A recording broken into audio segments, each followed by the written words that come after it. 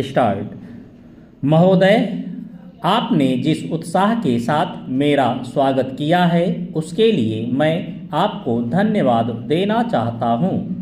आपने ठीक ही कहा है कि मेरा यहाँ आना पहली बार नहीं है। मुझे जहाँ तक स्मरण है यह 5वां समय है जब मैं आपके इस सुंदर प्रदेश में आया हूँ। पहले जब 1922 में यहाँ आया था वह एक समय था और आज एक दूसरा ही समय है। उस समय मुझे यहाँ इसलिए आना पड़ा था कि देश के सारे बड़े बड़े नेता जेल में बंद थे। महात्मा गांधी जी भी जेल में थे और प्रायः यहाँ के भी नेता जेल में थे। दुर्भाग्यवश या सौभाग्यवश किसी प्रकार मैं बाहर रह गया था और जब मुझे यह समाचार मिला कि इस प्रदेश में विशेषकर राज्य सरकार की ओर से बड़ी सख्ती हो रही है तो मैंने सोचा कि यहाँ आना आवश्यक है। पूज्य मालवीय जी से मैंने इसका जिक्र किया तो वह बड़ी प्रसन्नता के साथ यहाँ आने के लिए तैयार हो गए। यद्यपि उनकी अवस्था उस समय अधिक थी, मैं तो उस समय नवयुवक था। हम दोनों यहाँ आए, यह आज के 32 वर्ष पहले की बात है और आपके इस सुंदर प्रदेश का मुझे पहले परिचय मिला। कल जब मैं यहाँ आ रहा था तो मार्ग में मुझे वह जगह दिखलाई गई जहाँ मैं बहुत कठिनता से रात भर बैलगाड़ी पर चलकर किसी प्रकार पहुँचा था। अब तो यहाँ पर कुछ अच्छी सड़कें बन गई हैं और कल मैं यहाँ कई मील दूर से मोटर गाड़ी पर चलकर पहुँचा, पर उन दिनों यहाँ पहुँचने का साधन केवल बैलगाड़ी थी और मुझे बैलगाड़ी से घनघोर जंगलों में यहाँ के 3-4 स्वयंसेवकों के साथ जाना पड़ा था। जब मैं उन दिनों की तुलना आज से करता हूँ तो मालूम होता है कि इन कुछ वर्षों में कितना अंतर पड़ गया है। जो काम महात्मा गांधी जी स्वराज्य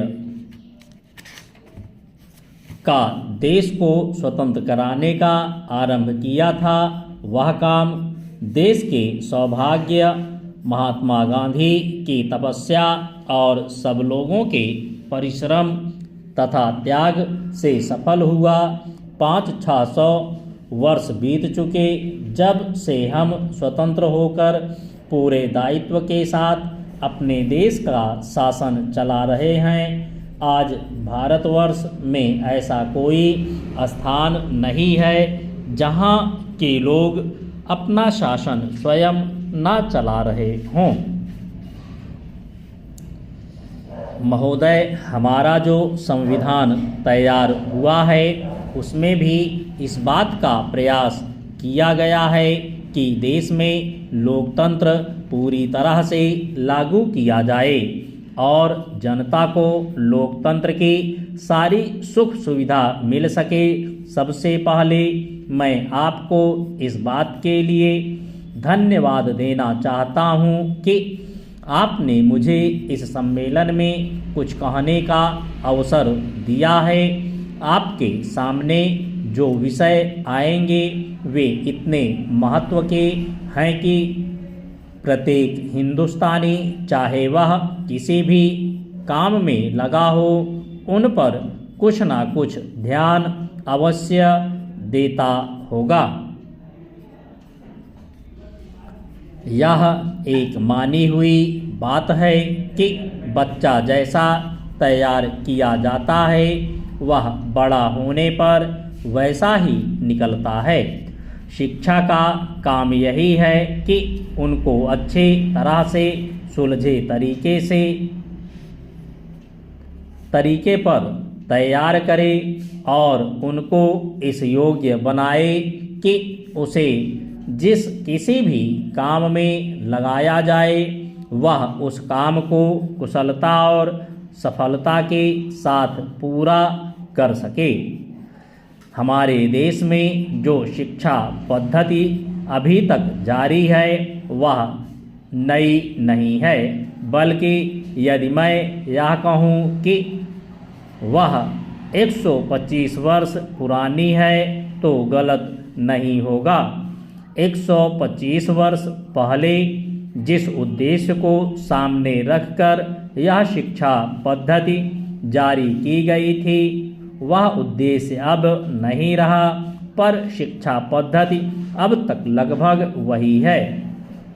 मैं मानता हूँ कि इस बात का प्रयत्न किया जा रहा है कि उसमें परिवर्तन किया जाए जिससे हमें अपनी आवश्यकताओं की पूर्ति में सहायता मिल सके। जहाँ तक मुझे मालूम है इस काम में अभी तक हम सफल नहीं हुए हैं। मैं तो शायद यह भी कह सकता हूँ कि उस शिक्षा पद्धति को बदलने में जो प्रयास किया जाना चाहिए था वह अभी तक नहीं किया गया है।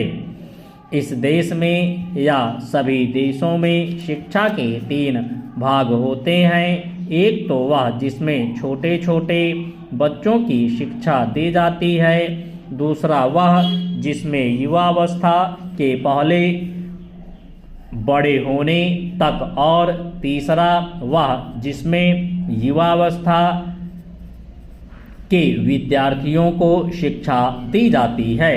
इन तीनों भागों की शिक्षा पद्धतियाँ अलग अलग हैं, परंतु वे एक दूसरे से मिलती जुलती होती हैं और एक दूसरे में जाने में कोई कठिनाई नहीं होनी चाहिए।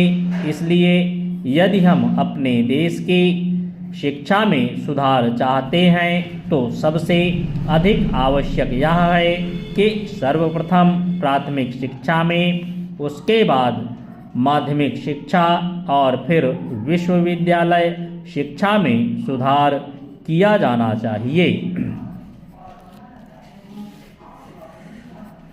महोदय, आज इस समारोह में सम्मिलित होकर मुझे बड़ी प्रसन्नता हो रही है। जब से मैं आपके नगर में पहुंचा हूं, आपने जिस प्रेम और उत्साह के साथ मेरा स्वागत किया है उसके लिए मैं आपको धन्यवाद देता हूं। मैं जानता हूं कि यह स्वागत किसी व्यक्ति विशेष के लिए नहीं, बल्कि यह देश के प्रति आपके प्रेम का प्रमाण है।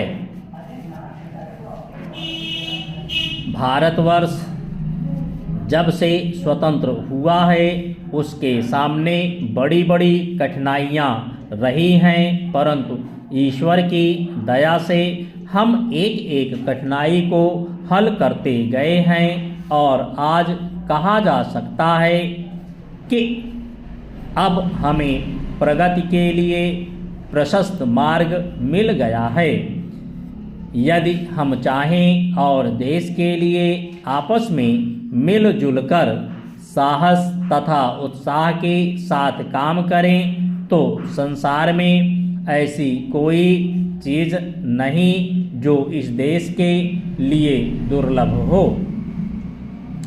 इसलिए एक ऐसे दिन का मनाना जिस दिन देश की उन्नति के लिए एक बहुत बड़ा कदम उठाया गया था, स्वाभाविक ही है।